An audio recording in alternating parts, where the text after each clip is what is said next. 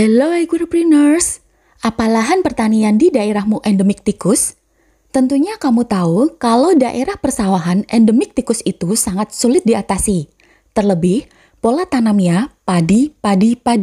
Siklus hama tikus ini bisa sulit dihentikan. Tapi, budidaya menggunakan trap barrier system, masalah tikus bisa diatasi. Ditambah, tanam benih langsung, biaya yang kamu keluarkan bisa lebih hemat. Gimana analisisnya?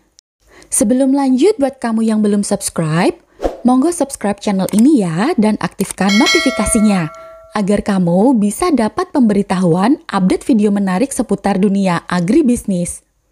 Penggunaan teknologi tepat guna, trap barrier system atau disingkat TBS, cukup efektif diterapkan di daerah yang punya hama endemik tikus. Hama ini terus bertahan, terlebih kalau pola tanam yang digunakan padi. Persawahan di sekitar Minggir, Kabupaten Sleman, pengairannya yang sangat lancar membuat sawah dapat ditanami padi sepanjang musim. Penggunaan TBS ini dapat mengendalikan hama tikus di lingkungan sekitar. Lahan yang terlindung gak hanya sawah yang dikelilingi TBS, tapi juga persawahan di sekitarnya bisa memperoleh manfaatnya. TBS diberi perangkap agar tikus yang ada di sekitarnya tertarik untuk masuk. Dengan begitu, populasi tikus bisa berkurang. Untuk meningkatkan efektivitas TBS dan perangkap, lahan yang menggunakan sistem TBS harus ditanam lebih dulu dibandingkan lahan di sekitarnya. Selisih tanamnya minimal 20 hari. Tikus akan tertarik ke lahan yang baru ditanam dan terperangkap di dalam perangkap tikus. Kalau penanaman bersamaan dengan lahan di luar TBS, tikus nggak akan tertarik masuk ke perangkapnya. Jadi, tujuan pengurangan populasi tikus nggak akan tercapai. Tanpa TBS, kerusakan akibat tikus di lokasi ini bisa mencapai 75%. Setelah menggunakan TBS, kenaikan panen yang diperoleh petani cukup tinggi. Di video ini, pembuatan TBS menggunakan bahan galvalum karena dinilai lebih efektif kalau dibandingkan menggunakan plastik. Tikus akan lebih sulit menerobos dan sulit memanjat pagar dengan material logam ini. Penggunaan TBS berbahan galvalum relatif lebih tahan lama, bisa sampai 5 tahun. Jadi, meski mahal di awal, tapi biaya penyusutan per periode lebih kecil dibandingkan penggunaan bahan plastik. Salah satu permasalahan lain di lokasi ini yaitu kekurangan tenaga kerja penanaman dan membutuhkan biaya yang cukup tinggi. Menggunakan cara tanam benih langsung bisa memangkas tenaga pembuatan persemaian, pencabutan, dan penanaman. Biaya penanaman menggunakan alat tanam benih langsung ini rata-rata hanya setengah dari biaya tandur konvensional. Penghematan biaya juga ada pada pencabutan bibit. Pekerjaan ini membutuhkan tenaga kerja yang cukup besar. Lalu, biaya-biaya persemaian dapat dihilangkan hanya dengan menggunakan sistem tabela ini. Keunggulan lainnya yaitu panen bisa lebih cepat setidaknya 15 hari. Dengan sistem tabela ini, jumlah anakan bisa lebih banyak, sehingga potensi hasil juga bisa lebih tinggi. Menurut pengalaman Pak Muhammad Sogiman, penggunaan tabela bisa meningkatkan produksi sekitar 30-40%. Sebelum menggunakan tabela, per 1000 meter persegi menghasilkan 5,5 kuintal. Tapi, setelah menggunakan tabela, panen bisa sekitar 7-8 kuintal. Sekarang, kita lanjut ke perhitungan detailnya. Seberapa menguntungkannya sih menggunakan kedua metode ini? Persiapan awal, ada biaya sewa lahan. Lahan yang digunakan dalam perhitungan ini seluas 1000 meter persegi. Biaya sewa per meternya Rp1.000.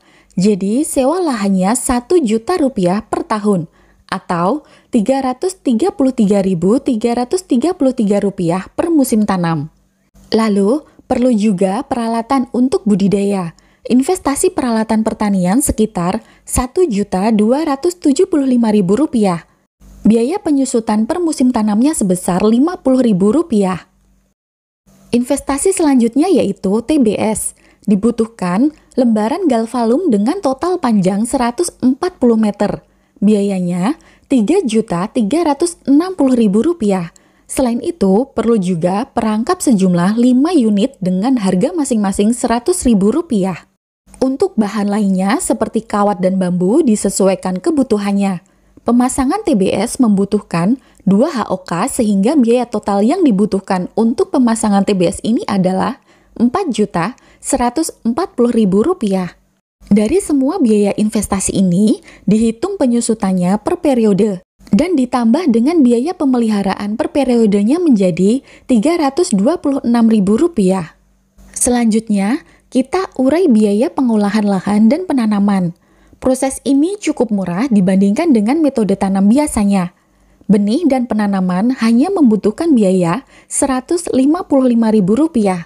Sedangkan biaya total dari pengolahan lahan hingga penanaman sebesar Rp480.000. Untuk pemeliharaan tanamannya ada pemupukan, pengendalian gulma, pengendalian hama dan penyakit, serta pengairan. Pemupukan dilakukan 2 kali, saat umur 10-15 hari setelah tanam dan 34-40 hari setelah tanam. Pemupukan pertama menggunakan pupuk urea sebanyak 25 kg dan pemupukan kedua menggunakan NPK dengan jumlah yang sama. Perhitungan ini menggunakan standar harga pupuk bersubsidi. Lalu, pengendalian gulma dilakukan 3 kali, 1 kali menggunakan herbisida kimia dan 2 kali secara manual. Proses pengendalian gulma secara manual menggunakan susruk dan dilakukan pada saat sebelum pemupukan pertama dan kedua. Selanjutnya dilakukan pengendalian hama dan penyakit, dan biaya lain yang perlu diperhatikan yaitu biaya pengairan. Total biaya yang dibutuhkan pada proses pemeliharaan ini sejumlah Rp1.324.500. Sekarang kita lanjut ke pemanenan yang butuh biaya sebesar Rp200.000 dan biaya pengangkutan ke lokasi processing dengan biaya yang sama. Jadi total biayanya sebesar Rp400.000. Setelah kita rinci pengeluaran biayanya, total biaya yang dikeluarkan untuk budidaya padi ini sebesar Rp2.913.833. Dari budidaya padi ini juga, hasil yang diperoleh menggunakan TBS sekitar 750 kg atau 7,5 ton per hektar. Kalau harga rata-rata sebesar Rp4.500 per kilogram, jadi penerimaan yang didapat sebesar Rp3.375.000. Dari nilai itu, kita bisa tahu keuntungan yang diperoleh sebesar Rp461.166. Dan kalau dikerjasamakan dengan produsen benih, harga bisa lebih tinggi, sekitar Rp5.000 per kilogram. Dengan harga itu, petani bisa memperoleh hasil Rp3.750.000 dengan keuntungannya sebesar Rp836.166.